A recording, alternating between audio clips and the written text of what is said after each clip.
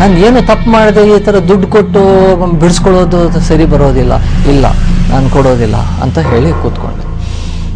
ಆಗ ನಮಗೆ ಅಡ್ವೈಸ್ ಮಾಡಿದ್ರು, ಇಲ್ಲ ಭಾರಿ ಸೀರಿಯಸ್ ಆಗ್ತದೆ, ಜೈಲ್ಗೆ ಹೋಗ್ಬೇಕಾಗತ್ತೆ. ಸರಿ, ನಾನು ಆಗ ಪುಸ್ತಕ ಓದ್ಲಿಕ್ಕೆ ಶುರು ಮಾಡಿದೆ. ಇದೇನು IPC ಅಂದ್ರೇನು, CRPC ಅಂದ್ರೇನು, ಎವಿಡೆನ್ಸ್ ಅಂದ್ರೆ 498A ಅಂದ್ರೇನು ಅನ್ನೋ ಓದೋಕ್ಕೆ ಶುರು ಮಾಡಿದೆ. ಆಗ ಪ್ರೊವಿಷನ್ಸ್ ಎಲ್ಲ ಅರ್ಥ ಆಯಿತು. ಯಾಕೆ ಆ ಥರ ಜನರು, ಈ ಸೊಸೈಟಿ, ಸಮಾಜ ನಮಗೆ ಈ ಥರ ತೊಂದರೆ ಕೊಡ್ತಾ ಇದೆ ಅನ್ನೋದು ಅರ್ಥ ಆಗಲಿಲ್ಲ. ಸರಿ, ಆದ್ರ ಮೀನ್ ಟೈಮ್ ಇಲ್ಲಿ ಲಾಯರ್ ಕೇಸ್ ನಡೆಸ್ತಾ ಇದ್ರು. ನಾನು ಹೋಗಿ ವಿದ್ಯಾವರ್ಧಕ ಲಾ ಕಾಲೇಜಲ್ಲಿ ನನಗೆ ಒಂದು ಮೈಸೂರಲ್ಲಿ ನಾನು ಮಿಷನ್ ಹಾಸ್ಪಿಟಲಲ್ಲಿ ಕೆಲಸ ಮಾಡ್ಕೊಳ್ತಾ ಇದ್ದೆ ಫಾರಿನಿಂದ ಬಂದ ಮೇಲೆ. ಅಲ್ಲಿ ಮಿಷನ್ ಹಾಸ್ಪಿಟಲಲ್ಲಿ ರಿಕ್ವೆಸ್ಟ್ ಮಾಡಿಕೊಂಡೆ, ನೋಡಿ ನನಗೆ ಜೀವನದಲ್ಲಿ ಈ ಥರ ಕಷ್ಟ ಬಂದ್ಬಿಟ್ಟಿದೆ, ಅದನ್ನು ಎದುರಿಸೋಕ್ಕೆ ನಮಗೆ ಬೇರೆ ದಾರಿ ಗೊತ್ತಾಗ್ತಾ ಇಲ್ಲ, ದುಡ್ಡು ಕೊಡಬೇಕು ಅಂತ ಇದಾಗಿದೆ, ನನಗೆ ದುಡ್ಡು ಕೊಡೋಕ್ಕೆ ಇಷ್ಟ ಇಲ್ಲ, ನೀವು ಸ್ವಲ್ಪ ಸಹಾಯ ಮಾಡಿದ್ರೆ ನಾನು ಪಾರ್ಟ್ ಟೈಮ್ ಆಗಿ ನಿಮ್ಮ ಇಲ್ಲಿದು ಕೆಲಸ ಮಾಡ್ತೇನೆ, ನಾನು ಸ್ವಲ್ಪ ಓದಬೇಕು ಅಂತ. ಅವರು ಧಾರಾಳ ದೊಡ್ಡ ಮನಸ್ಸಿಂದ ನನಗೆ ಪಾರ್ಟ್ ಟೈಮ್ ಕೊಟ್ಟರು. 2 ಗಂಟೆ ಮೇಲೆ ನಾನು ಹಾಸ್ಪಿಟಲ್ ಕೆಲಸ ಮಾಡ್ತಾ ಇದ್ದೆ. ಪೇಷಂಟ್ ನೋಡೋದು, ಆಪರೇಷನ್ ಮಾಡೋದು, ಎಮರ್ಜೆನ್ಸಿ ಮಾಡೋದು, ಕಾಲ್ಸ್ ತಗೊಳ್ಳೋದು ಮಾಡ್ತಾ ಇದ್ದೆ. ಬೆಳಗ್ಗೆ 8 ಗಂಟೆಗೆ ವಿದ್ಯಾವರ್ಧಕ ಲಾ ಕಾಲೇಜ್ ಮೈಸೂರಲ್ಲಿ ಸೇರಿಕೊಂಡೆ. ಅಲ್ಲಿಯೂ ನಮ್ಮ ಪ್ರೊಫೆಸರ್ KB ವಾಸುದೇವನ್ ಅವರು ಮತ್ತು ಎಲ್ಲ ಅಲ್ಲಿ ಎಂಪ್ಲಾಯೀಸು, ಟೀಚರ್ಸು ಎಲ್ಲರೂ they were very supportive to me. ಇಲ್ಲ, ನೀನು ಫೈಟ್ ಮಾಡು, ನಿನ್ನ ನ್ಯಾಯ ಸಿಗತ್ತೆ ಅಂತ. ಸೊ ಆಗ ನಾನು ಈ 498 ಬಗ್ಗೆ ಸ್ವಲ್ಪ ರಿಸರ್ಚ್ ಮಾಡ್ಲಿಕ್ಕೆ ಶುರು ಮಾಡಿದೆ, ಏನಿದು ಹಾಗೆ ಅಂತ. ರಿಸರ್ಚ್ ಮಾಡ್ತಾ ನಮಗೆ ಗೊತ್ತಾಯಿತು 498A ಈಸ್ ಒಂದು ಬಿಸ್ನೆಸ್ ಆಗಿಬಿಟ್ಟಿದೆ. ಯಾವುದೋ ಒಂದು ಕಾಲಘಟ್ಟದಲ್ಲಿ ಹೆಂಗಸರಿಗೆ ತೊಂದರೆ ಆಗ್ತಾ ಇತ್ತು, ವರದಕ್ಷಿಣೆ ಕಿರುಕುಳ ಆಗ್ತಾ ಇತ್ತು, ಅದನ್ನು ದೂರಪಡಿಸ್ಲಿಕ್ಕೆ ಅಂತ ಈ 498A ಕಾಯ್ದೆ ಬಂತು. ಈ ಅಬಲೆಯಾದ ಹೆಣ್ಣಿನ ಸಬಲೆ ಮಾಡಬೇಕು ಅಂತ ಹೇಳಿ ಕಾನೂನು ಒಂದು ನಿಟ್ಟಿನಲ್ಲಿ ಒಂದು ಕಾನೂನು ಮಾಡ್ತು. ಆದರೆ ಈ 498 ದುರುಪಯೋಗ ಮಾಡ್ಕೊಳ್ಳೋರೆ ಜಾಸ್ತಿ ಆಗ್ಬಿಟ್ರು.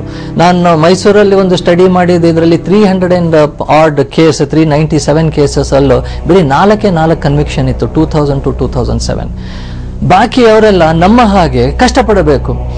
ಎಷ್ಟು ಮನೇಲಿರೋರಿಗೆಲ್ಲ ಕಂಪ್ಲೇಂಟ್ ಸೇರಿಸಿ ಕೊಟ್ಟು ಬಿಡ್ತಾರೆ. ನಾಯಿ, ಕುದುರೆ, ಪ್ರಾಣಿಗಳಿಗೆ ಬಿಟ್ರೆ ಬಾಕಿ ಮನೆಯಲ್ಲಿರೋ ಮಕ್ಕಳು ಸಮೇತ ಸೇರಿಸಿ ಕಂಪ್ಲೇಂಟ್ ಕೊಟ್ಟವರು ಇದ್ದಾರೆ. ಕಂಪ್ಲೇಂಟ್ ಇದು ಕಾಗ್ನೈಸಬಲ್ ಅಂಡ್ ನಾನ್ ಬೇರಬಲ್, ಅಂದ್ರೆ ಪೊಲೀಸಿಗೆ ಬೇರೆ ದಾರಿ ಇಲ್ಲ, ಅರೆಸ್ಟ್ ಮಾಡಬೇಕು, ಜೈಲಿಗೆ ಕಳಿಸ್ಬೇಕು, ಇದೇ ದಾರಿ, ನಾವು ಬೇಲ್ ತಗೊಳ್ಬೇಕು. ಆ ಥರ ಒಂದು ಪರಿಸ್ಥಿತಿನ ಇಕ್ಕಟ್ಟಲ್ಲಿ ಸಿಗಿಸ್ಬಿಟ್ಟಿದ್ದಾರೆ. ಹೆಣ್ಣಾದವರು ಜಸ್ಟ್ ಕಂಪ್ಲೇಂಟ್ ಕೊಟ್ಟರೆ ಸಾಕು, ಅದು ನಿಜನೋ ಸುಳ್ಳೋ ಎನ್ಕ್ವೈರ್ ಮಾಡ್ಲಿಕ್ಕೆ ಹೋಗಿ ಫಸ್ಟ್ ಇದು ಮಾಡಬೇಕು. ನಾವು ಆ ವಿಷಯದಲ್ಲಿ ನಾವು ಪುಣ್ಯವಂತರು ಅಂತ ತಿಳ್ಕೊಳ್ಬೇಕು.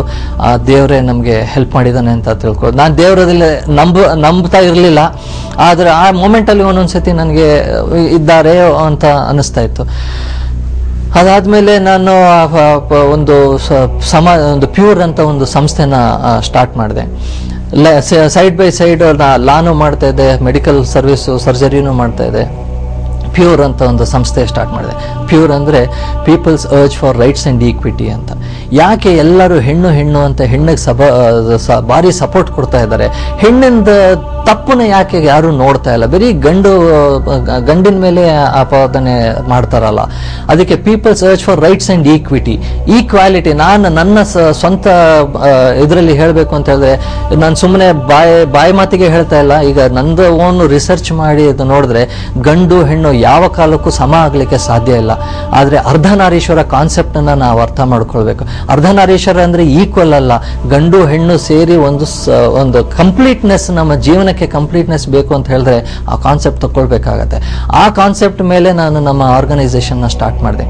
ಸ್ಟಾರ್ಟ್ ಮಾಡಿದ್ದು ಮತ್ತೆ ಒಂದು ಪ್ರೋಗ್ರಾಮ್ ನಡೀತು. ಆ ಪ್ರೋಗ್ರಾಮ್ ಆದಮೇಲೆ ಫೋನ್ ಕಾಲ್ಸ್ ಬರ್ಲಿಕ್ಕೆ ಶುರು ಆಯಿತು.